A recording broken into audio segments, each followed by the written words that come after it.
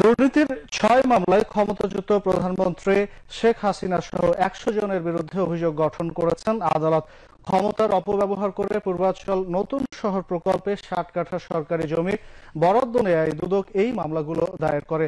এতে তার বোন শেখ রেহেনা, ছেলে সজীব ওয়াজেদ জয়, মেয়ে সাইমা ওয়াজেদ পুতুল ও অভিযুক্ত হয়েছেন। আজ ঢাকার পৃথক দুটি বিশেষ জজ আদালতে এই অভিযোগ গঠন করেন। অভিযোগ গঠনের ফলে মামলাগুলোর আনুষ্ঠানিক বিচার শুরু হয়েছে।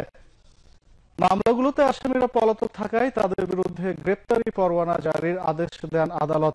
শেখ হাসিনা, শেখ রেহেনা সহ ১৭ জন, শেখ হাসিনা আজমিনা সিদ্দিক সহ ১৮ জন এবং শেখ হাসিনা রাদওয়ান মুজিব সিদ্দিক সহ ১৮ জনের বিরুদ্ধে পৃথক ৩ মামলায় অভিযোগ গঠন করেন বিশেষ জজ আদালত ৪-এর বিচারক রবিউল আলম। আগামী ১৩ আগস্ট এসব মামলার সাক্ষ্য গ্রহণ করা হবে।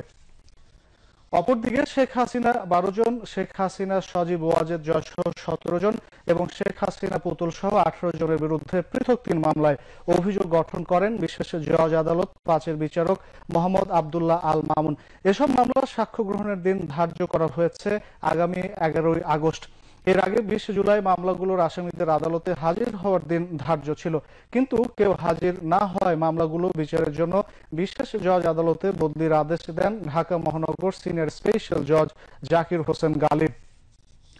মামলাগুলো চলতি বছরের ১২ থেকে ১৪ জানুয়ারির মধ্যে দায়ের করেন দুদকের উপপরিচালক সালাউদ্দিন, সহকারী পরিচালক আফনান জান্নাত কেয়া ও এস.এম. রাশেদুল হাসান।